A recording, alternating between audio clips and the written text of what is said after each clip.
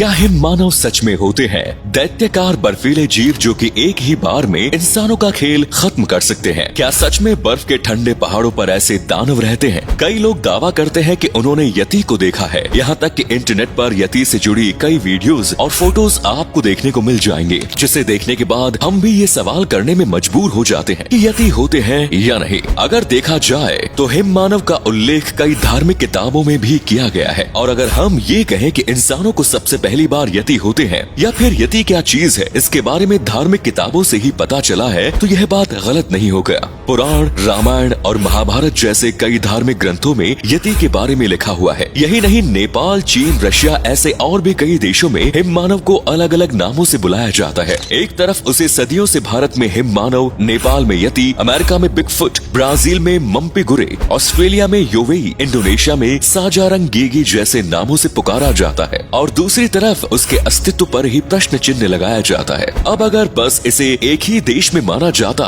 तो हो सकता था कि ये बस एक दंत कथा हो, लेकिन इसे इतने सारे देशों में देखने का दावा किया जाता है और ये देश एक दूसरे से बहुत ज्यादा अलग अलग है, तो अब इसे पूरी तरीके से नकारना बिल्कुल भी जायज नहीं है। और साथ में नेपाल और भूटान में कई लोग हैं जो कहते हैं कि यति होते ही हैं, और वहाँ पर कुछ बुजुर्गों का कहना है कि एक वक्त था जब यति को देखना आम बात होती थी, लेकिन वही कुछ लोग इन्हें झूठे कहते हैं। अगर यति कैसे दिखता है इसकी बात करें तो माना जाता है कि ये हमेशा घने जंगलों और पहाड़ों में रहता है। जितने लोगों ने भी इसे देखा है वो इसे सामान्य आदमी से लंबा, पूरा शरीर बालों से भरा हुआ, ताकतवर और चीखने वाला बताते हैं। यति या हिम मानव बंदर की तरह एक प्राणी होता है, लेकिन ये बंदर से कई गुना ज्यादा बड़ा और ताकतवर होता है। कई लोग तो ये भी कहते हैं कि यति में हम इंसानों के जितना दिमाग होता है, और यति के ऊपर कई कथाएं भी हैं जिसमें ये बताया जाता है कि यति की बर्फ में अपनी अलग दुनिया होती है और इसीलिए वो इंसानों के साथ नहीं आना चाहते हैं। और यहीं पर कुछ लोग ये भी मानते हैं कि हो सकता है यति हमसे डरते हो, यानी कि उन्हें डर लगता हो कि कहीं हम इंसान उनकी प्रजाति खत्म ना कर ले, और इसीलिए हमसे डरकर वो हमसे दूर रहते हैं।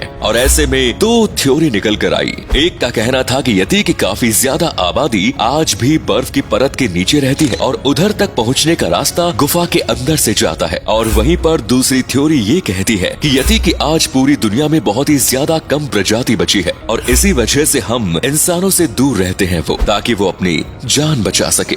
एक रिपोर्ट में ये भी पता चला कि 326 ईसा पूर्व में सिकंदर ने सिंधु घाटी को जीता। इस जीत के बाद सिकंदर ने हिम मानव को देखने की इच्छा जताई। स्थानीय लोगों ने उनको बताया कि हिम मानव काफी ऊंचाई पर जाते हैं, जिस वजह से वे यति को पकड़ नहीं सकते हैं। इस बात से ये भी मालूम होता है कि यति को पुराने वक्त में भी लोग देखना चाहते थे, लेकिन हिम मानव या यति को सबसे पहले देखने का दावा पर्वतारोही B.H. होडसन ने किया। अपने हिमालय अभियान के अनुभवों में उन्होंने लिखा था कि सन 1832 में उत्तरी नेपाल के पहाड़ी इलाके में उनके गाइड ने लंबे बालों वाले एक विशालकाय प्राणी को देखने की बात कही। होडसन ने साफ लिखा है कि उन्होंने कुछ नहीं देखा, लेकिन इस घटना का जिक्र करते हुए उन्होंने अनजान प्राणी को यति नाम दिया, क्योंकि उन्हें पता था कि ये यति रहने की कई बातें चलती रहती हैं, इसीलिए उनको लगा ये वही जीव होगा। इसके बाद यति के देखे जाने की कई बातें भी कही गई है। 2011 में एडिनबर्ग चिड़ियाघर के रिसर्चर्स ने एक अंगुली पर रिसर्च किया। वो उंगली नेपाल के एक पर्वत के पास जमी हुई थी। उसके बारे में दावा किया जाता था कि वो यति की अंगुली है।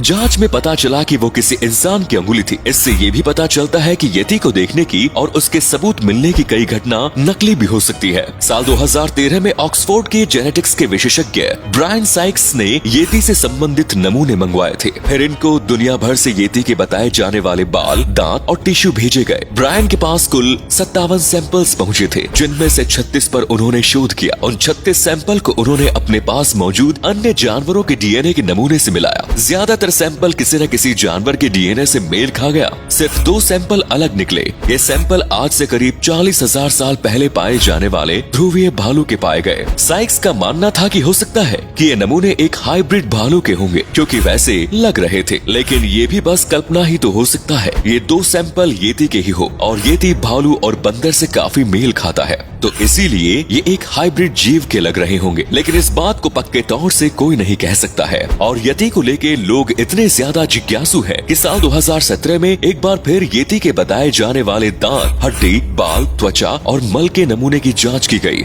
ये नमूने हिमालय और तिब्बत की पठारी में स्थित मठों, गुफाओं और अन्य स्थानों में जमा किए गए थे। रिसर्चर्स ने उस क्षेत्र और दुनिया के अन्य इलाकों से भालुओं को और अन्य जानवरों का नमूना जमा किया ताकि उन्हें आपस में मैच कर सके और येती के कुल 9 नमूनों में से 8 एशियाई काले भालू, हिमालयाई भूरे भालू या तिब्बती भूरे भालू से मैच कर गए। 9वां सैंपल एक कुत्ते का साबित हुआ, यानी कि ये सारा एक्सपेरिमेंट फ्लॉप साबित हुआ और लोगों को बस नाराजगी का सामना करना पड़ा। येती को कई जगह पर दानव और कुछ जगह पर अच्छा भी बताया गया है और इसीलिए ये सवाल तो हमेशा बना रहता है कि आखिर येती का स्वभाव कैसा है, यानी कि अगर वो इंसान को देखेगा तो उनके ऊपर हमला करेगा या नहीं। दरअसल कोलकाता के कैप्टन ने बताया कि जब वो हिमालय की यात्रा पर थे तभी एक पहाड़ से गिरकर उन्हें चोट लग गई थी। तभी एक आदि मानव जैसे बड़े ही विशाल जीव ने उनकी मदद की। वो आधे होश में थे, इसीलिए उन्हें इतना महसूस हो रहा था कि कोई तो उन्हें उठाकर ले जा रहा है, लेकिन वो बिल्कुल भी हिलडुल नहीं पा रहे थे। इसके थोड़ी देर बाद वो बहुत ही ज्यादा सेफ जगह पर जगे। उन्होंने देखा कि उनकी जो चोट थी वो भी काफी अच्छी तरीके से ठीक हो चुकी थी और वो पहाड़ के काफी नीचे पहुंच गए थे। वहीं पर रशिया की एक लड़की ने कहा कि जब वो अपनी टीम के साथ बर्फीले पहाड़ की सैर कर रही थी तब हिममानव ने उनके ऊपर हमला किया। हिममानव ने उनके सारे साथियों को मारकर उनके मांस को खा लिया, लेकिन ये लड़की बहुत ही ज्यादा चिल्ला रही थी और रो रही थी, इसीलिए उसे छोड़ दिया और 2 दिसंबर 2013 में उत्तराखंड के भी कुछ मजदूरों को मार दिया गया और उनके गर्दन को पूरी तरीके से मोड़ दिया गया, जो कि एक इंसान के लिए शारीरिक बल से करना इम्पॉसिबल है। और फिर जांच पड़ताल में पता चला